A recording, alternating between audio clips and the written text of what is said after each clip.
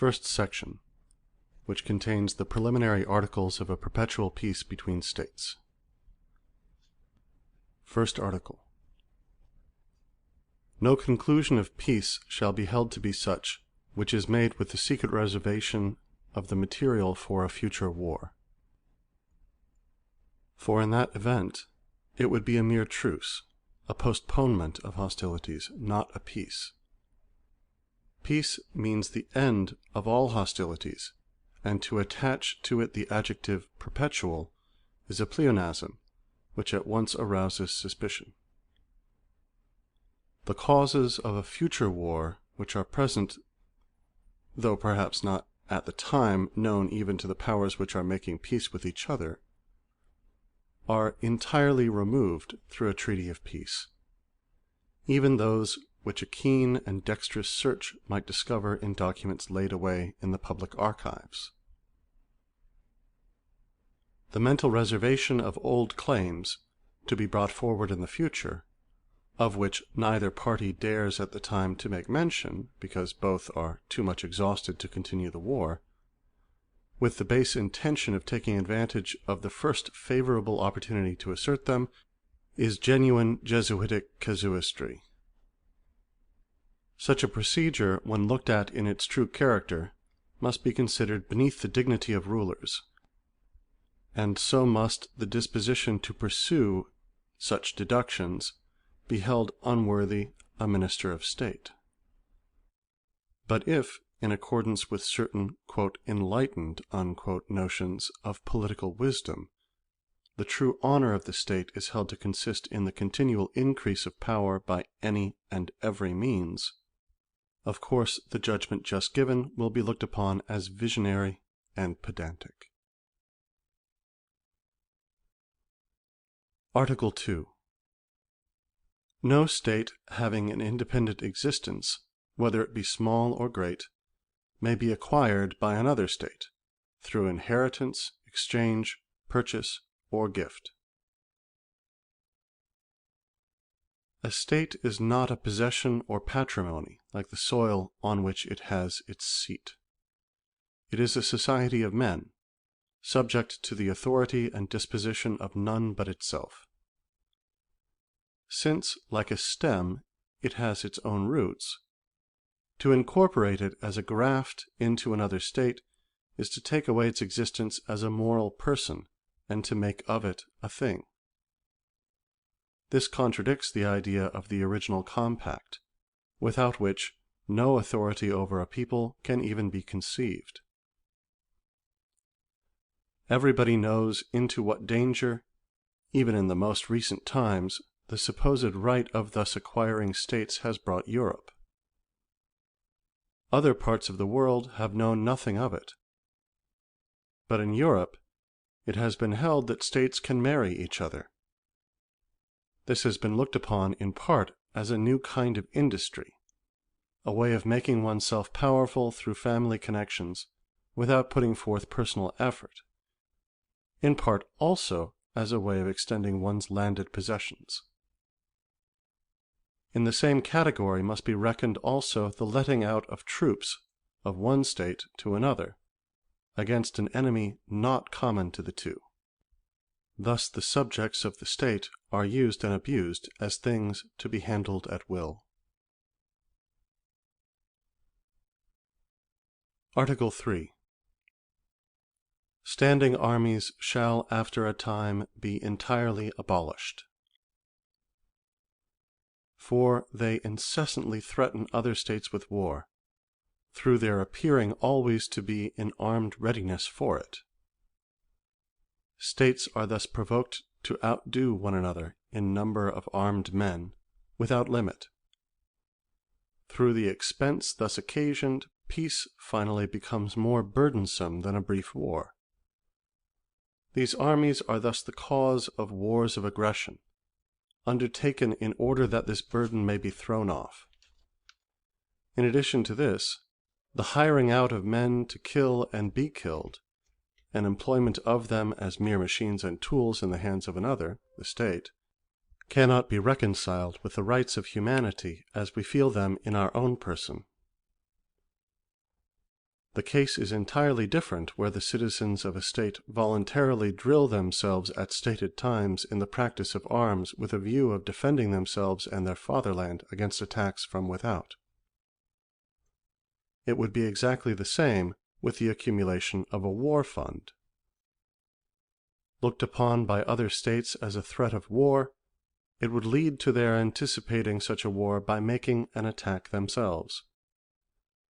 Because of the three powers, the power of the army, the power of alliance, and the power of money, the last might well be considered the most reliable instrument of war. The difficulty of ascertaining the amount of the fund accumulated might, however, possibly work a counter-effect.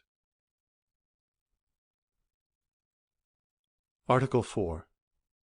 No national debts shall be contracted in connection with the foreign affairs of the state.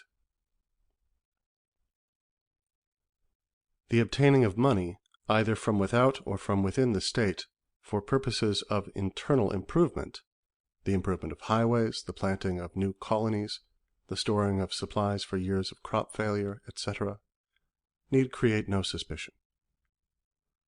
Foreign debts may be contracted for this purpose. But as an instrument of opposition between the powers, a credit system of debts endlessly growing, though always safe against immediate demand, the demand for payment not being made by all the creditors at the same time, such a system, the ingenious invention of a trading people in this century, is a dangerous money power. It is a resource for carrying on war which surpasses the resources of all other states taken together. It can only be exhausted through a possible deficit of the taxes, which may be long kept off through the revival of commerce brought about by the reflex influence of the loans on industry and trade. The facility thus afforded of making war, coupled with the seemingly innate inclination thereto of those possessing power, is a great obstacle in the way of perpetual peace. This obstacle must be made impossible by a preliminary article, all the more because the finally unavoidable bankruptcy of the state must involve many other states innocently in the disaster, thus inflicting upon them a public injury. Consequently, other states are at least justified in entering into an alliance against such a state and its pretensions. Article 5. No state shall interfere by force in the constitution and government of another state. For what could justify it in taking such action?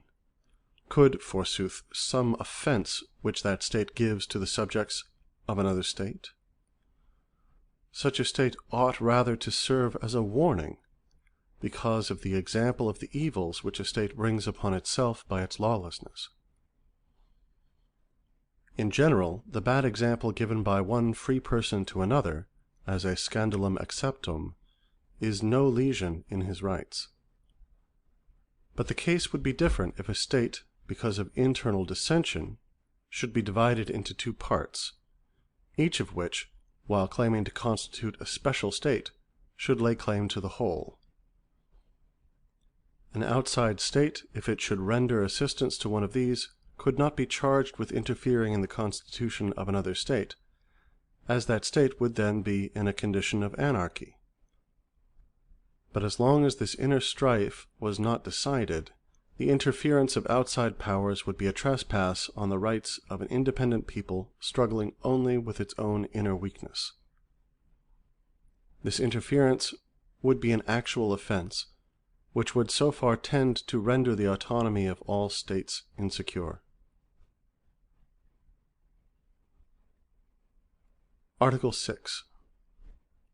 No state at war with another shall permit such kinds of hostility as will make mutual confidence impossible in time of future peace, such as the employment of assassins, of poisoners, the violation of capitulation, the instigation of treason in the state against which it is making war. These are dishonorable stratagems, some sort of confidence in an enemy's mental honesty must remain even in time of war, for otherwise no peace could be concluded, and the conflict would become a war of extermination.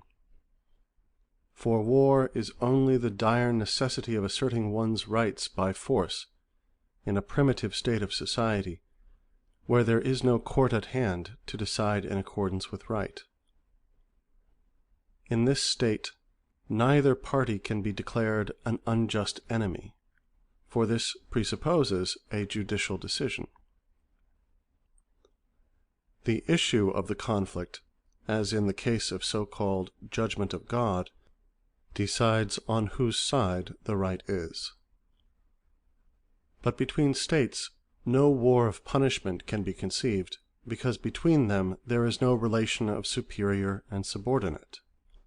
Whence it follows that a war of extermination, in which destruction may come to both parties at the same time, and to all right also, would result in perpetual peace only when the whole human race was dead and buried. Such a war, therefore, as well as the use of the means which might bring it about, is wholly unallowable.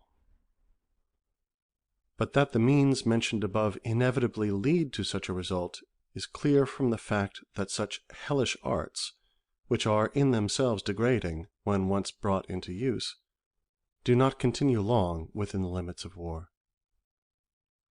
The employment of spies, for example, in which only the dishonorableness of others, which cannot be exterminated all at once, is employed, goes over and is continued in time of peace, and thus the purpose of the peace is quite frustrated.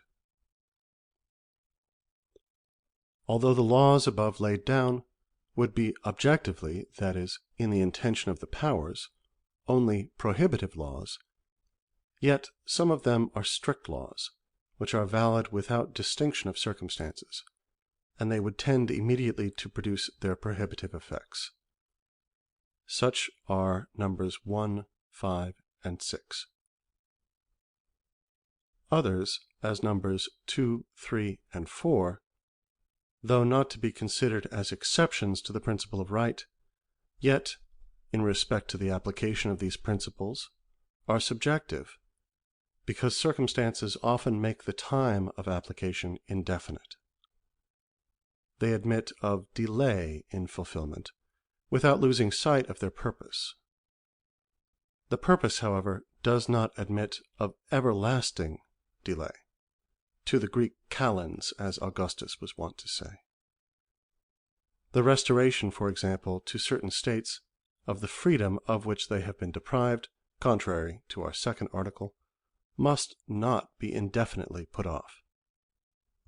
The delay has in view not non-restoration, but that there may not be undue haste, with its consequent mischief. For the prohibition laid down by the article affects only the mode of acquisition, which is not to be allowed to continue, not the actual state of possession, which, though not conferring a really just title, yet, at the time of the supposed acquisition, was held by all states to be legitimate according to the current public opinion. End first section. Second section, which contains the definite articles for a perpetual peace between states. The state of peace between men who live near one another is not the state of nature. The natural state is rather one of war. In this state, if there are not always actual hostilities, they at least continually threaten. The state of peace must therefore be created, for it is not necessarily secured by the mere absence of hostilities. Even if hostile acts are not committed by one neighbor against another, a state which only the existence of law can bring about, the one can always treat the other as an enemy when he pleases to challenge him to hostilities. Article 1. The first definitive article for the securing of perpetual peace. The civil constitution in every state shall be republican. In the first place, a constitution founded in accordance with the principles of freedom of a society of men is necessarily republican. In the second place, this is true of one constructed according to the fundamental idea of the dependence of all as subjects upon a common legislation. It is true, thirdly, of one formed according to the principle of the equality of the citizens of the state. The republican constitution is the only one springing out of the idea of the original compact, on which all legitimate legislation of a people must be based. As far as right is concerned, the republican principle, in fact, lies originally at the basis of all forms of the civil constitution. The only question, therefore, is whether it is the only one which will lead to perpetual peace. In reality, then, the republican constitution, in addition to the fact that it springs out of the pure concept of right, gives promise of realizing the desired end, namely perpetual peace. The reason of this may be stated as follows. Where the consent of the citizens of the state is required to determine whether there shall be war or not, as must necessarily be the case where the republican constitution is in force, nothing is more natural than that they should hesitate much before entering on so perilous a game. If they do so, they must take upon themselves all the burdens of war, that is, the fighting, the defraying of the expenses of war out of their own possessions, the reparation of the destruction which it causes, and, greatest of all, the burden of the debts incurred, an endless burden because of the continual prospect of new wars, and one which therefore embitters peace itself. On the contrary, in a state where the government is not republican and the subject not a voting citizen, war is the easiest thing in the world to enter upon, because the ruler is not a fellow citizen of the state, but its owner. War does not therefore interfere the least with his table enjoyments, his hunting, his pleasure castles, his court feasts, and the like. He decides lightly to enter upon it, as if it were a sort of pleasure party, and as to its propriety, he without concern leaves the justification of it to the diplomatic corps, who are always ready to find him excuses. That the republican constitution is not confounded with the democratic, as is generally done, the following must be noted. The forms of the state, civitas, may be divided either according to the difference of the persons holding the governing power, or according to the mode of government of the people through their ruler, whoever he may be. The first is properly called the form of sovereignty, forma imperii. Only 3 forms of this kind are possible, according as either one only, or some allied together, or all who make up the body of citizens, possess the governing power. Here we have autocracy, aristocracy, and democracy. The second is the form of the government, forma regiminis, and has regard to the mode in which the state makes use of its supreme power, the mode, of course, being conformable to the Constitution as an act of the general will, whereby the mass of individuals becomes a people. Under this aspect, the government is either republican or despotic. Republicanism is that form of government in which the executive power is separated from the legislative. Despotism is the irresponsible administration of the state by laws which the ruler himself has enacted. Here the public will is regarded by the ruler as his own private will. Of the 3 forms of the state, that of democracy, in the proper sense of the word, is necessarily a despotism, because it establishes an executive power in which all decide about, and possibly also, against one who may not be in accord with it. Hence the all are not really all. This is a contradiction of the general will with itself, and with liberty. Every form of government which is not representative is, properly speaking, not a form of government at all, because one and the same person can no more be lawgiver and at the same time executive administrator of the lawgiver's will than the major premise of a syllogism can be at the same time the conclusion under the minor. Although the other two forms of state constitution are so far erroneous that they give room for such a form of government, yet with them it is at least possible to have a form of government in harmony with the spirit of a representative system.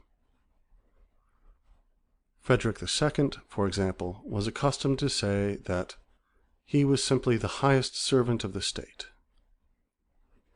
On the contrary, the democratic constitution makes it impossible to have a representative government, because everybody wishes to be lord. We may say, therefore, that the smaller the number of the personal administrators of the state, and the greater the constituency represented by them, the more possible it is to have republicanism under the Constitution, at least, finally, through a process of gradual reform. For this reason, it is more difficult in an aristocracy than in a monarchy to reach this only perfect form of constitution according to the principles of right. In a democracy, it is impossible to do so except by means of a violent revolution. The mode of government is, however, of incomparably more importance to the people than the form of the state, though upon the Constitution also very much depends the state's capacity of reaching the end of its existence. But the mode of government, if it is to conform to the idea of right, must necessarily be in accordance with the representative system. In this system alone is a republican form of government possible. Without it, whatever be the nature of the Constitution, the form of government is despotic and violent. None of the ancient so-called republics had this system. Hence they could not help ending in despotism, of the different kinds of which, that is the most endurable in which the supreme power is lodged in a single individual. Article 2. Second definitive article for the establishment of a perpetual peace. International right shall be founded on a federation of free states. Peoples considered as states may be regarded as individual men. In their natural state, that is, without the restraints of outward laws, they are liable to do one another injury because of their proximity to one another. Every one of them, therefore, for the sake of its own safety, can and ought to demand of the others to enter with it into a constitution, like that of the citizens of a state, in which each of them can be secured in its right. This would be a federation of peoples, but not necessarily an international state. For this would involve a contradiction, because each state contains the relation of a superior or lawgiver to an inferior or subject, while a number of peoples brought together in a single state would form but a single people.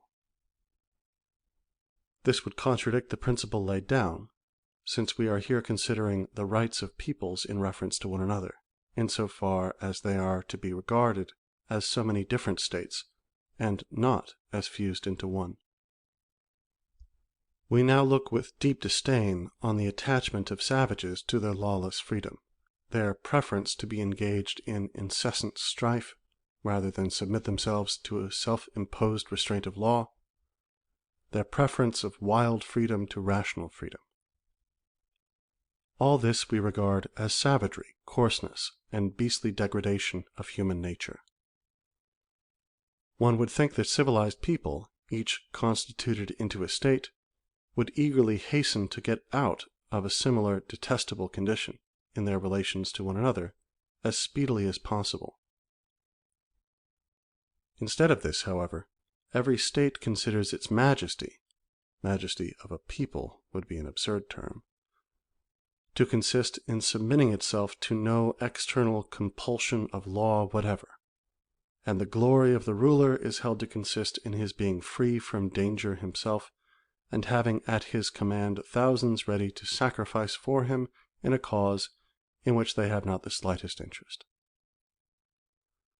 The difference between the European savages and the American consists chiefly in the fact that while many tribes of the latter are entirely eaten up by their enemies, the former know how to make a better use of their captives than to roast and eat them. They use them to increase the number of their subjects, and thereby the number of instruments for still more extensive wars. The baseness of human nature is openly exhibited in the unrestrained relations of peoples to one another, whereas it is much concealed, through the restraint of government, in the civil life of each people, where law is in force.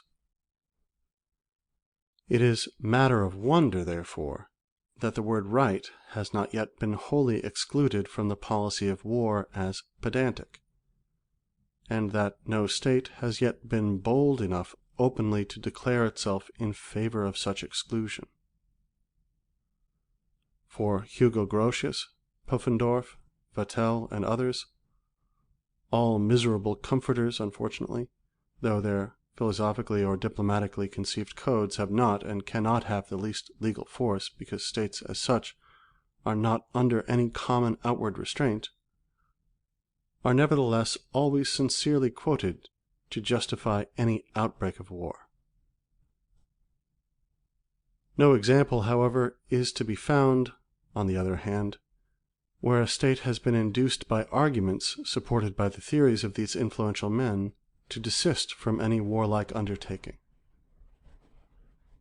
This attachment shown by every state, at least professedly, to the idea of right, shows that there is to be found in man, though at the time dormant, a moral principle of superior force which leads him to strive for the mastery over the evil principle which is undeniably in him, and to expect such mastery from others. For otherwise, states which wish to go to war with one another would never utter the word right, not even to make a jest of it, like the Gallic prince who said, "It is the prerogative which nature has given to the strong over the weak, that the latter should obey him." The method by which states prosecute their rights cannot, under present conditions, be a process of law, since no court exists having jurisdiction over them, but only war. But through war, even if it result in victory, the question of right is not decided. The Treaty of Peace puts an end to the present war, not to the condition out of which a new pretext for war may arise. Nor can this pretext be declared out and out unjust, since in this condition every state is judge in its own cause. It is now true of states according to the law of nations, as of men in a lawless state according to the law of nature, that they ought to get out of this state, because as states they already have an internal constitution founded on right, and thus have outgrown the coercive right of others to bring them under a wider legal constitution in accordance with their conceptions of right. Yet reason, from its supreme throne of moral law-giving power, condemns war absolutely as a means of establishing right, and on the other hand, makes the state of peace an immediate duty. This state, however, cannot be secured without a compact of the nations with each other. There must therefore be a compact of a peculiar kind, which may be called a pacific federation, foedus pacificum, which differs from a treaty of peace, pactum pacis, in that the latter aims to put an end to one war simply, while the former seeks to abolish all wars forever. This federation would not be invested with a single power of a constituted state, but would secure simply the preservation and security of the freedom of a particular state and of others federated with it, without any of them having to submit themselves to public laws and to compulsion under them, as men do in a state of nature. The practicability or capability of objective realization of this idea of federation, which ought gradually to be extended to all states, and in this way lead to perpetual peace, is capable of being demonstrated. For if it should happen that a powerful and enlightened people should form itself into a republic, a form of government naturally tending to perpetual peace, this would furnish a nucleus of federative union for other states to connect themselves with. Thus the states would secure the conditions of freedom according to the idea of international right, and this federation, through the adhesion of other peoples, might be extended more and more. It is easy to understand that a people should say to itself, "We will have no war among ourselves, for we will form ourselves into a state, that is, set ourselves up as a supreme law-giving, governing, and directing authority which shall peacefully dispose of our strifes." But if this state should say, "There shall be no war between me and other states, although I recognize no supreme legislative authority which secures to me my right, and to which I secure its right," it is impossible to understand on what ground confidence in the securing of right would be based, except it be on something similar to the union of men in civil society, that is, a voluntary federation, which reason necessarily associates with the concept of the right of nations. Otherwise, nothing more can be said of the subject at all. The right to go to war is inconceivable as an element in the concept of international right, for that would be a right based not on universally valid external laws which limit the freedom of every individual, but on the one-sided principle of determining by force what is right. By the right of war, then, we must mean that men who are so minded do perfectly right when they destroy one another, and thus find perpetual peace only in the wide tomb which conceals all the horrible deeds of violence, along with their perpetrators. For states in their relations to one another, there can be, according to reason, no other way out of the lawless condition which inevitably results in war than that they give up their lawless freedom, just as individual men do, accommodate themselves to public constraining laws, and so form an international state, civitas gentium, which will grow and at last embrace all the peoples of the earth. But inasmuch as the nations, according to their ideas of international right, do not wish this, and consequently reject in practice what is right in principle, if all is not to be lost, there can be, in place of the positive idea of a world republic, only the negative substitute of a permanent and ever-growing federation as a preventive of war. Such a federation would hold in check the lawless and hostile passions of men, which, however, would always be liable to burst forth anew. As Virgil says, "Furor impius intus fremit, horridus ore cruento." Article 3. Third definitive article for the establishment of perpetual peace. The rights of men as citizens of the world shall be restricted to conditions of universal hospitality. Here, as in the former articles, the question is not one of philanthropy, but of right. Hospitality here signifies the right of a foreigner, in consequence of his arrival on the soil of another, not to be treated by him as an enemy. He may be expelled, if that can be done without his destruction, but so long as he keeps his place and conducts himself peacefully, he must not be treated in a hostile way. He cannot claim to be treated thus because of any right as a guest, for this would require a special friendly agreement to consider him for a time as a member of some household. His claim is based on a right of visitation, common to all men, by virtue of which he may join any society of men, on account of the right of the common possession of the surface of the earth, over which people cannot spread abroad indefinitely, but must finally endure living near one another. Originally, however, no one had any more right than another to occupy any particular portion of the earth's surface. The communities of men are separated by uninhabitable portions of this surface, the seas and the desert, but in such a way that the ship and the camel, the ship of the desert, make it possible for men to visit one another across these unclaimed regions, and to use the right to the surface, which men possess in common, for the purposes of social intercourse. The inhospitable practice in vogue on some sea coasts, as of the Barbary States, of robbing ships in the neighboring seas, or of making slaves of shipwrecked people, or that of the inhabitants of deserts, such as the Bedouins, of regarding their proximity to nomadic tribes as a right to plunder them, is thus contrary to the right of nature. The right to hospitality, which naturally belongs to foreign visitors, extends no further than that degree of social intercourse which the old inhabitants determined by the limits of possibility.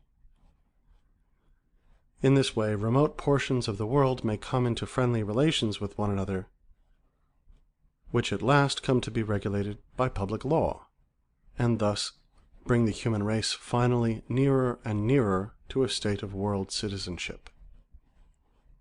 If the inhospitable behavior of the civilized commercial states of our portion of the world be compared with this barbarian inhospitality, the injustice which they show when they go to foreign lands and peoples, for they consider their arrival the same as conquest, becomes simply horrible.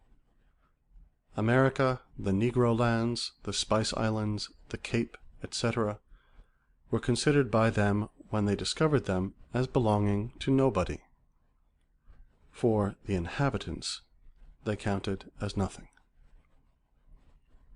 Into East India, under the pretext of simply establishing trading posts, they introduced men of war, and with them oppression of the natives, instigation of the different states of the country into widespread wars, famine, insurrection, treachery, and so on through the whole category of evils which afflict the human race. China and Japan, which had had experience with such guests, have done wisely in limiting their intercourse, the former permitting access to her coasts but not entrance into the interior, the latter granting access only to a single European people, the Dutch, whom, however, like prisoners, they shut out from intercourse with the natives. The worst of the matter, or rather, from the standpoint of the moral judge, the best, is that they get no satisfaction out of this violence, that all these commercial societies are on the point of going to pieces, that the Sugar Islands, the seat of the most shocking and complete slavery, yield no real profit, but only an indirect and at the same time undesirable one, namely, the furnishing of sailors for war fleets, through whom they assist in carrying on wars in Europe.